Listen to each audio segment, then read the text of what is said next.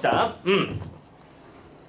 참고로 지금 의도적으로 사설시조 세 편을 좀 묶어서 세트를 가져놨어요. 우리 수능 특강이나 수능 완성에서 어쨌든 시조나 가사는 그냥 무조건이야. 고민할 것도 없어. 출제 대상이라고 생각해. 고민하지 마. 알겠죠? 시조는 항상 수능에 연계될 가능성을 아주 높게 생각하고 한 작품만 조금 잘 정리해 놓으시되, 하나 더 유사한 주제를 가지고 있거나 혹은 유사한 어떤 성격을 가지고 있는 그런 작품들은 경험검색어로 몇 가지씩 더 한꺼번에 가치를 정리해 놓는 게 중요하죠. 자, 그런 차원에서 총 3작품을 그냥 우르르 여기 나와 있는 순서대로 볼게요.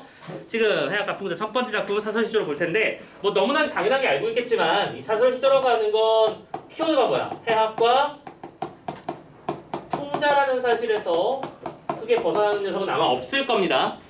기본적으로 이 전시기, 그러니까 평시조에서 나타났던 일반적인 시조의 형식들은 관념적이거나 철학적인 중심 주제를 가지고 있었던 양반들의 시조를 지나서 사랑에 대한 얘기를 주로 다루고 우리말 음성상징어 이런 것들을 많이 사용했던 기생 시대의 시조들을 지나 이제 조선 후기에 서민들에게도 확장됐던 모습을 보여줬고, 서민들은 그런 답답한 평시조의 틀과 율격을 깨버리고 자신들만의 새로운 작품을 만들어냈다. 그게 바로 사설시조라는 걸 꼭 기억했으면 좋겠습니다. 오케이? 자, 그러면 첫 번째 구절부터 보시는데, 자, 어디서 많이 보던 작품이 아닐까 싶어요. 지금 동난지라는 얘기가 나와있죠. 1번 작품이라고 할게요. 동난지라고 하는 얘기가 나와있는 작품입니다. 일단 첫 번째 구절부터 한번 읽어볼게요. 자, 댓글에 동난지 사오 하면서 지금 이건 뭐 하는 거냐면, 요즘 버전으로는 계란이 왔어요. 뭐 이런 말들이랑 똑같은 겁니다. 여러분 동난지 사세요 라고 말하는 건데요. 자, 그래서 이 동난지는 게 젓갈 오늘 말하는 겁니다. 간장게장 이런 것들이라고 생각하면 좋겠고요. 알겠죠? 자, 여러분들 동난지 사세요 라고 외치니까 또 다른 사람이 저 장사야 내 황화 그 무엇이라 외는다 사자 라고 말하고 있죠. 자, 저 장사야, 장사꾼을 부른 거죠. 그럼 이건 지금 뭐가 나온 거야? 대화의 양상이 드러난다 라고 설명할 수 있는 거죠. 그렇죠? 이쪽에서는 장사꾼이, 여러분들 장난이 아니야. 장난을 왜 쓰고 있는 거야? 장사꾼이 여러분 동난지 사요 라고 하니까 듣고 있던 청자가 어이 장사꾼, 도대체 동난지가 뭐야? 그 내 황화, 네 물품, 품목들 중에서 그 동네가, 그 동난지라고 하는 게 무엇을 말하는 건지 한번 들어봐 보고 사자라고 설명을 요구하는 거지. 오케이? 자, 그래서 설명을 시작하는데 그 설명의 내용이 이런 식입니다. 외골, 내육, 양목이, 상천, 전행, 후행, 소화리, 팔쪽, 대아리, 이족, 청장, 아스슥 하는 그런 동난지래요. 해석을 잘해줘야겠죠? 참고로 외골, 내육은 뼈가 바깥에 있고 고기가 살점이 안에 있는 거. 여러분들 그 개를 생각하면 옆으로 가는 그 개입니다. 딱딱 감이 나오시죠?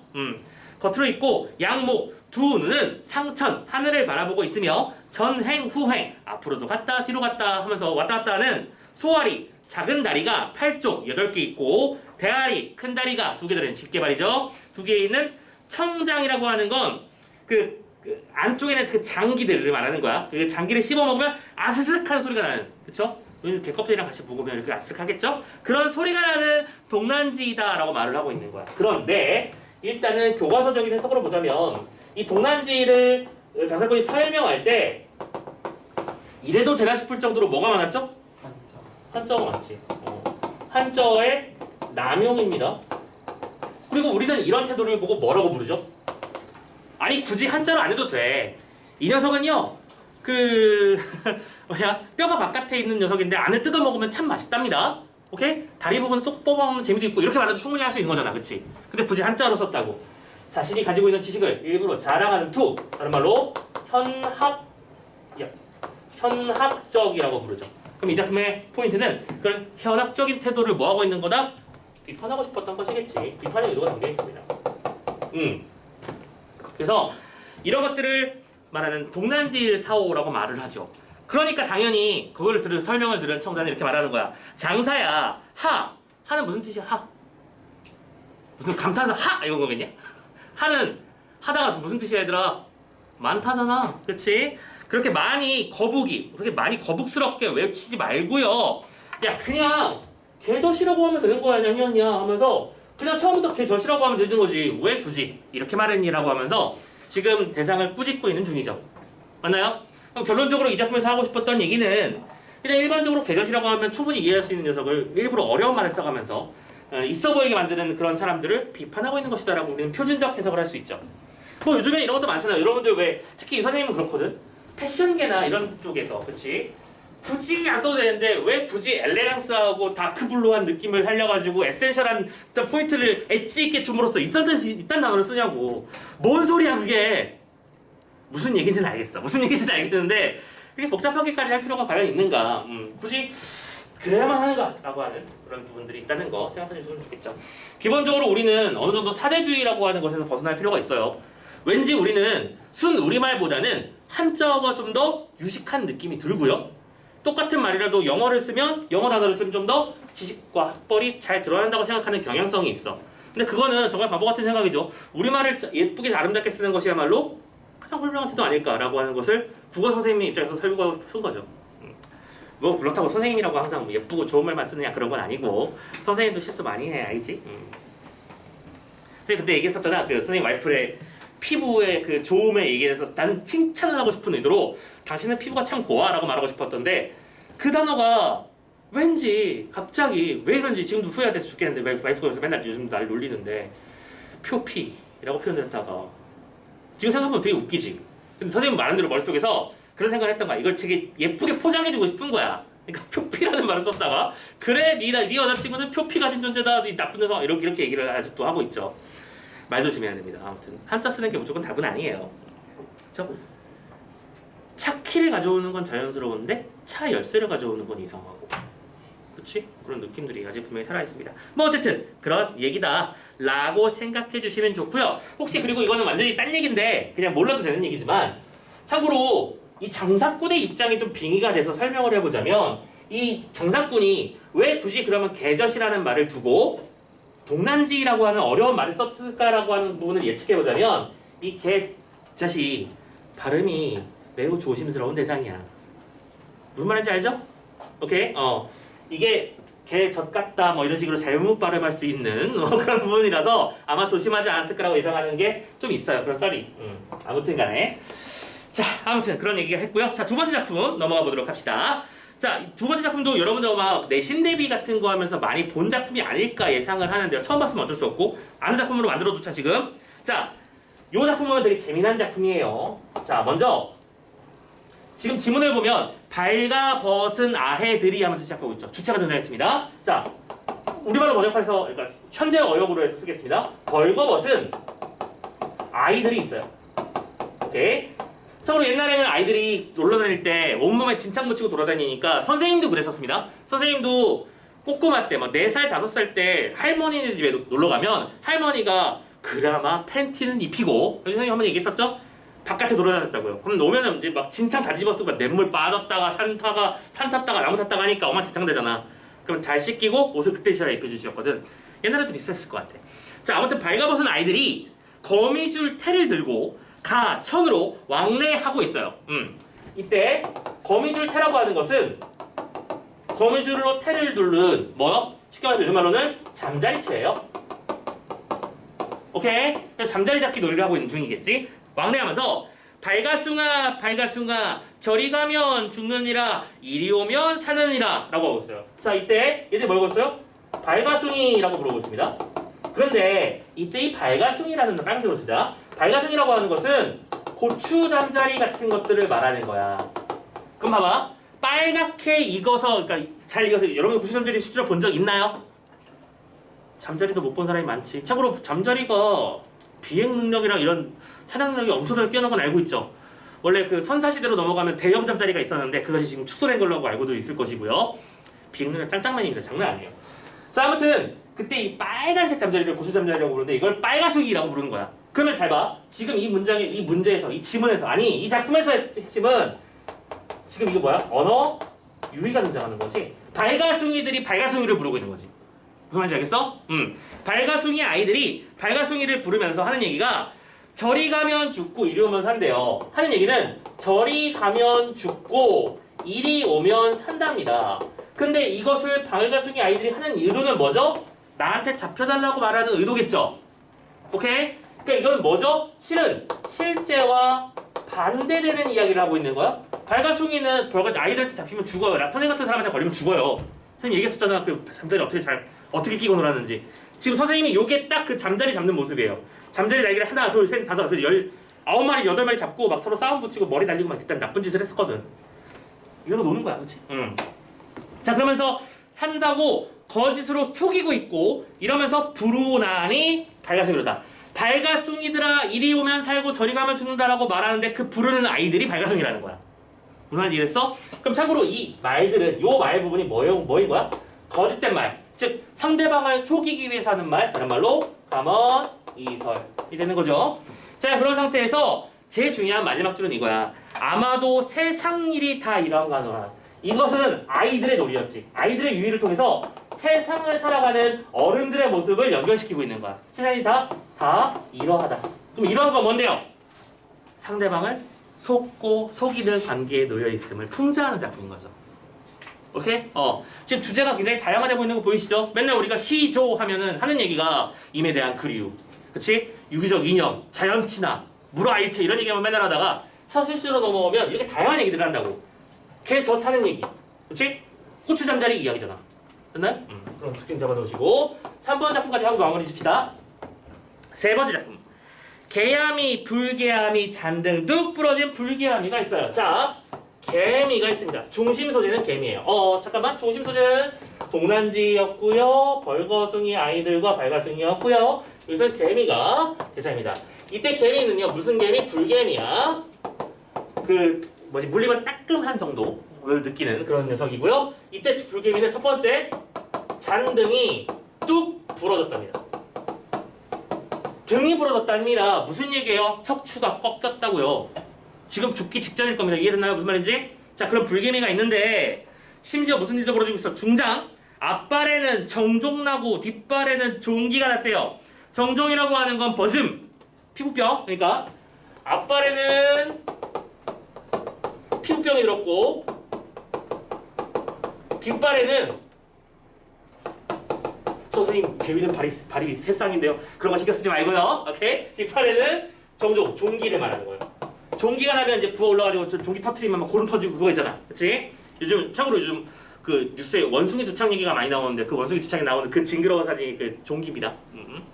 자, 그래서 종기가 난 불량임인데 광릉 샘제 넘어들어 가람의 허리를 가로물어 추여들고라고 했어. 자, 이 개미는 이런 상태야. 그런데 이 개미가, 그렇지? 광릉 샘제, 그러니까 광릉이라고 하는 건 지명을 말하는 거고, 이거는 제가 산 높은 언덕을 말하는 거잖아. 자, 산의 허리를 물어서 들고라고 하는 상황인 거야.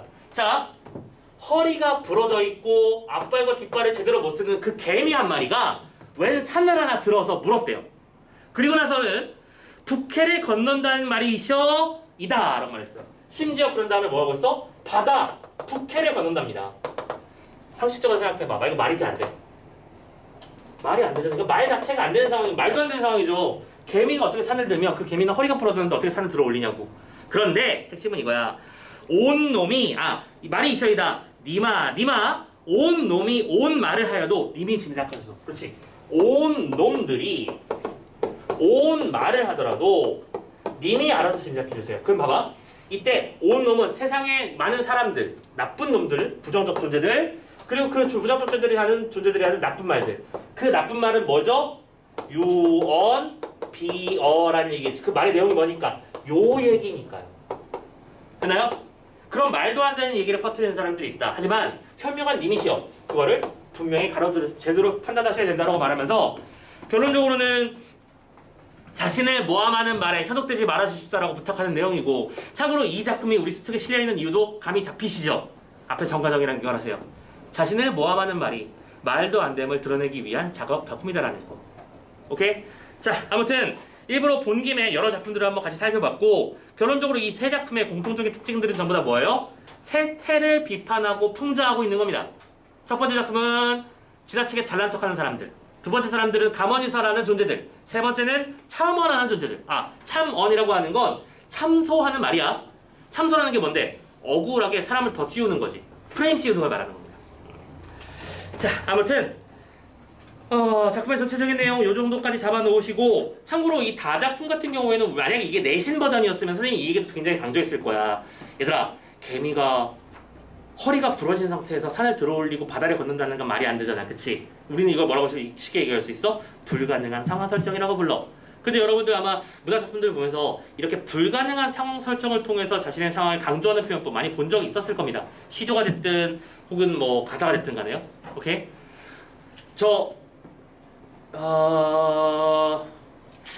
갑자기 제목이 생각이 안 나네? 제목이 뭐였지?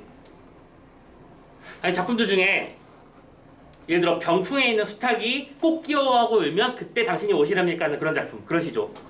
저기 넘어가는 해를 밧줄로 감아서 붙들어 놓으면 우리 부모님이 하루 더 덜 늙으시겠지 하면서 그런 부모님의 효를 표현하는 그런 작품들 가만히 보면 전부 다 불가능한 상황 설정이라는 공통점을 만들어낸다는 거 잡아주시면 좋겠어요. 자, 그런 작품들이 있어 라고 생각하면 돼.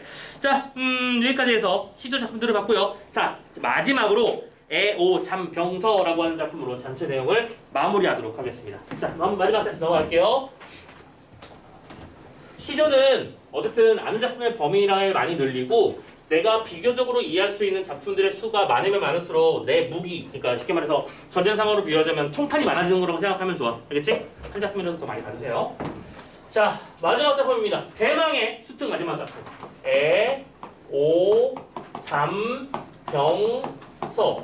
뭐 개인적으로는 선생님은 이 작품 같은 경우에도 이렇게 출제 가능성을 높이 치지는 않는데 대망의 마지막이라는 의미에서 그냥 좀 볼게요. 작품이 쉽게 보면 되게 쉬운 얘기야. 쉬운 얘기인데 이런 작품들 같은 경우에는 여러분들이 도대체 그래서 선생님 이 작품은 무슨 얘기를 하는 거죠? 라는 부분에서 이 어려움이 좀 있을 수 있어서 좀 같이 봐드리려고 해. 자, 일단은 이 작품의 제목은 애오 잠병서라고 되어 있어. 애가 뭐지? 사랑하는 것. 그리고 오는 증오하는 것. 그러니까 인간의 감정들을 말하는 거지. 좋아하고 싫어하고 정도로 번역할 수 있을 것 같아. 좋아하고 싫어하는 것에 대한 잠을 쓴 이야기라는 얘기인데, 이때 잠은 왜 여러분들 왜 잠언이라는 말 들어본 적 있나? 그치? 삶의 교훈이 되고 가르침이 되는 말들을 잠언이라고 부르지. 그러니까 애호에 대한 잠을 이렇게 쓴 거야. 여기서 잠이라는 갈래도 있긴 하는데 뭐 디테일하게 제목의 의미까지 막 파고들 이유는 없습니다. 아시겠죠? 그냥 이런 얘기를 다루고 있는 작품이다라고 생각하면서, 자, 결론적으로 이 작품에서 누가 무슨 얘기를 하는지, 그리고 그 얘기를 통해서 뭘 드러내고 싶어 하는 건지, 제일 중요한 건 내적 의미를 파악하는 거야. 겉으로 나오는 단어, 직역적인 해석에만 집중하지 마시고 궁극적으로 하고 싶은 얘기가 뭔지를 찾는 훈련을 이 작품을 통해서 해보겠다라고 생각하고 접근해 주시면 좋겠어. 오케이? 자, 굉장히 짧죠? 짧은 구절 좀 봅시다. 첫 번째, 유비자가 무시용에게 찾아가서 말했대요. 유비자, 무시용. 이때 끝나는 자나 옹이라고 하는 건 어떤 이 존재를 의인화 시키는 거겠죠? 의인화. 저는 존재라는 거고, 참고로 이때 유비자라고 하는 건 아니다. 그러니까 이거 번역할게. 유비는 비가 아닐 수 있다거든요. 아님이 있다는 얘기니까 그냥 아니다라는 뜻이야. 이거 번역하면 no라는 뜻이에요. 알겠죠? 혹시 이거 그 옛날에 개그 프로그램 중에 개그 콘서트 말고 왜 뭐였지? 코미디 빅리그라고 하는 프로그램에 일루수가 누구요? 이루수는 아무요. 그런 거 혹시 본 적 있는 사람? 딱 그거 생각하면 좋아. 일루수가 누구야? 네. 일루수가 누구냐고? 네. 왜냐면 내가 이름이 누구거든. 이런 식으로 되는 거야. 오케이? 그런 드립을 치고 있는 거라고 생각해 주시고. 두 번째, 무시용은 이 앞에 있는 무자가 뭐예요? 없을 무자입니다. 얘도 똑같이 노예요. 이 녀석은 똑같이 노인데 아님, 아니다, 없다 라는 말로 존재를 표현한 거죠. 오케이? 아니다가 없다 씨에게 물어봅니다 라는 얘기입니다. 자, 아무튼 무시. 가보자.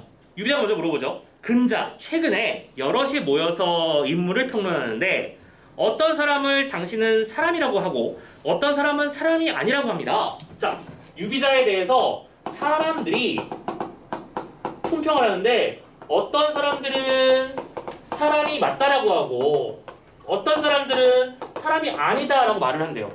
오케이? 그리고 거기에 대해서 당신은 도대체 왜 어떤 사람에게는 사람 대접을 받을 수 있는 것이고 다른 사람에게는 사람 대접을 받지 못합니까? 라고 말하면서 결론적으로 여기서 물어보고 싶었던 내용은 뭐야? 무시용이 유비자에게 물어보고 싶었던 건 왜 사람들의 평가가 갈리는지를 묻고 싶은 거야.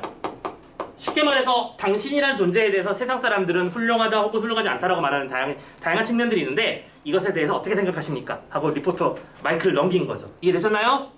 오케이. 일단 여기까지 쫓아오는 것도 쉽진 않았을 수 있어. 근데 이런 말을 하고 있는 거였어. 자, 그랬더니 유비자가 대답을 하는 거죠. 자, 무시용이 질문을 했고 그 질문에 대해서 유비자가 대답을 하는 거야. 그러면 이 작품은 질문과 대답의 구조를 가지고 있다. 되죠? 보이시죠? 남이 나보고 사람이라고 해도 내가 기뻐할 것은 없고요. 남이 나보고 사람이 아니라고 해도 내가 두려울 것은 없습니다. 첫 번째 대답의 포인트 1번. 다른 사람들의 대답은 뭐다? 중요하지 않다. 내가 사람이 맞다고 해서 기뻐할 이유도 없고 내가 사람이 아니라고 해서 슬퍼할 이유도 없다. 그 말하고 싶은 겁니다. 그러면서 사람다운 사람은 나를 사람이라고 하고 사람이 아닌 사람을 나는 사람이 아니라고 하는 것과는 같지 못합니다. 그러면서 이 얘기를 두 번째 다른 존재와 비교하고 있어. 오케이? 사람이 나를 평가하는 것과 사람이 아닌 사람이 나를 평가하는 것의 이 차이가 중요한 것이다. 차이가 중요한 것이다. 자, 여러분들 지문을 읽을 때 차이점이 나타나는 요소는 그게 출제 요소라고 항상 말씀드립니다. 맞죠? 지금 유비자가 생각하는 주안점은 다른 사람들이 뭐라고 대답하는지 중요한 게 아니라 그 대답을 한 사람들의 정체가 중요하다고 말하고 있는 거야. 정말 그 사람이 사람인지 사람이 아닌지 자체가 중요하다고요. 무슨 말인지 알겠죠? 관점을 달리 보셔야 된다는 얘기입니다. 네. 유비자가 질문을 했다고? 아닌데? 잠깐만. 선생님 거꾸로 써놨구나. 미안. 땡큐. 거꾸로 쓰고 앉았었네? 유비자가 무시용을 찾아갔으니까 거꾸로 대답하고 있었구나. 미안해. 유비자가 질문했고 무시용이 대답했어요. 꿀릴 뻔했구나. 땡큐. 고마워. 첫 번째 문장은 선생님도 지금 방금 개무시했죠? 여러분들은 그러시면 안 돼요. 첫 번째 문장 개무시했다가 우리 육목평 때 혼난 사람들이 있었잖아요. 그지? 조심하시고요. 자, 아무튼 다시 원래대로 돌아갈게. 땡큐. 자, 나는 나를 아는 사람이라고 하는 사람이 어떤 사람이며 나를 사람이 아니라고 하는 사람이 어떤 사람인지 모릅니다. 난 몰라요. 그 사람들이 누군지. 다만 사람다운 사람이 나를 사람이라고 하면 나는 기뻐할 일이고요. 사람이 아닌 사람이 나를 사람이 아니라고 하면 나는 그것도 기쁩니다. 그러니까 다시 말하지만 이 얘기는 무슨 소리야? 그 사람이 뭐라고 대답했는지는 중요하지 않다는 말을 다시 한번 하고 있는 거지. 됐나? 그러면서 단지 사람다운 사람이 나를 사람이 아니라고 하면 나는 두려워할 일이고 사람 아닌 사람이 나를 사람이라고 하면 또한 두려워할 일입니다. 중요한 건 뭐야? 사람이 맞냐 아니냐를 떠나서 핵심은 이거네. 사람다운 사람의 평가인지 여부가 중요하다. 오케이? 즉 평가자의 인간됨을 보고 싶다는 얘기를 하고 싶었던 것이겠네. 약간 이거 아까 말씀드렸던 일루수가 누구야 루의 개그 같아서 조금 파악이 어려울 수는 있는데 결만 파악하면 되게 쉬운 얘기입니다. 그쵸? 그 사람이 뭐라고 대답했는지는 중요한 게 아니야. 그 사람의 사람됨이 더 중요한 거야. 그리고 그 사람이 사람된 존재로서 나를 평가했다면 나는 두려워해야 돼. 근데 얘가 사람도 아닌 녀석이라면 신경 쓸 필요 없다는 얘기를 하고 싶었던 거겠지. 오케이? 계속 가자. 자, 기뻐해야 하거나 두려워해야 하는 것은 마땅히 나를 사람이라 하고 나를 사람이 아니라 평가하는 사람이 사람다운 사람인지 사람다운 사람이 아닌지를 판단하는 것이다. 그렇지. 그럼 이때 이 사람답다라고 하는 건 뭘 말하는 거야? 인격적으로 도덕적으로 훌륭한 사람인지 여부를 말하는 거지. 즉 인격과 도덕적 완성도가 있는 사람이 나를 넌 사람도 아니야 라고 말하면 나는 그걸 마땅히 두려워해야 된다고요. 내가 잘못하고 있는 거니까. 근데 사람도 아닌 녀석이 나를 넌 인간이 아닌 것 같은데? 라고 하면 그게 뭐임? 이라고 할 수 있다는 얘기지. 이게 됐나요? 그냥 그 얘기하는 작품이었습니다. 그래서 그러므로 오직 어진 사람이어야 능히 사람을 사랑할 수 있으며 능히 사람을 미워할 수 있는 것이죠. 그렇죠. 사람다운 사람이라고 하는 건 무슨 뜻이다? 어진 사람이라는 거야. 어진 사람만이 다른 사람을 평가하는 것이 가능하다. 즉 누군가를 평가하기 위해서는 뭐부터 해야 된다? 자기 자신의 어른부터 되돌아보셔야 한다는 얘기로 확장됐네요. 맞죠? 내가 어진 존재가 맞는지 그래야만 남을 판단할 수 있다. 나를 사람이라는 사람이 어디 사람인지 나를 사람이라고 하는 사람이 어디 사람인지는 모르겠습니다라고 하니 이에 유비자가 웃으면서 물러갔대요. 유비자는 자신의 질문에 대한 대답을 이해한 거지. 오케이, 물러갔고 무시용은 이것으로 잠을 지어서 아까 잠이라고 하는 게 일정한 글의 형식이라고 했어. 자신을 일깨웠고 그 내용이 이겁니다. 자도의 어여쁨이야 누가 아름답다 아니하며 여가에 만든 음식을 누가 맛있다 아니하랴. 근데 솔직히 자도나 여가가 누군지 몰라도 이 사람들이 얼마나 외적 외람다움을 가지고 있었는지 혹은 음식 솜씨가 좋은지는 이 문장을 보면 이해하는 거잖아. 누구나 공통적으로 이해할 수 있는 그런 존재는 그렇지 모두의 평가가 다 맞아요. 그런데 좋아함과 미워하는 것이 시끄러울 때에는 어찌 스스로 반성하지 아니하리요. 남들의 평가는 중요한 게 아니라고요. 그거 중요한 거 누가 몰라? 중요한 건 내가 그런 평가를 함에 있어서 나 스스로를 돌아보고 내가 그런 평가를 해도 되는 사람인지, 오케이? 평가를 받을 만한 존재가 맞는지 자기 자신이 스스로 돌아보는 것이 중요하다라고 말하는 것이며, 참고로 우리는 이러한 태도를 보고 뭐라고 하냐면 결론적으로 수양원이라고 불러요. 자기 자신의 인격을 수양하는 일이야말로 가장 중요한 일이다라고 말하는 얘기가 담겨 있고, 참고로 뭐 그 뒤에 뭐 사이드에 이런저런 얘기가 붙어 있는데 그건 선생님이 그냥 얘는 읽지 않아도 돼요. 그냥 고려 시대의 특정한 어떤 분위기가 이 작품 속에 들어있다 정도로 이해해 주시면 돼요. 되셨죠? 자, 오케이, 좋습니다. 대화의 양식을 통해 어떤 깨달음을 전달하는 수필갈래의 특징 확인하셨고, 약간 이루수가 누구야 같은 류의 말드립이 좀 있어서 좀 헷갈림이 있어서 잠깐만, 그리고 또 하나 더 마지막 작품이라는 대미를 장식하는 작품이라는 차원에서 한번 마지막 작품 읽어봤다라는 말씀을 드리고요. 잠깐만, 이게 마지막이 아니었잖아. 옥단춘이 하나 더 남았었네. 자, 아무튼 옥단춘전 가보도록 합시다. 자, 영상을 잠깐 끄고, 자꾸 아까부터 선생님이 지금 이 작품이 마지막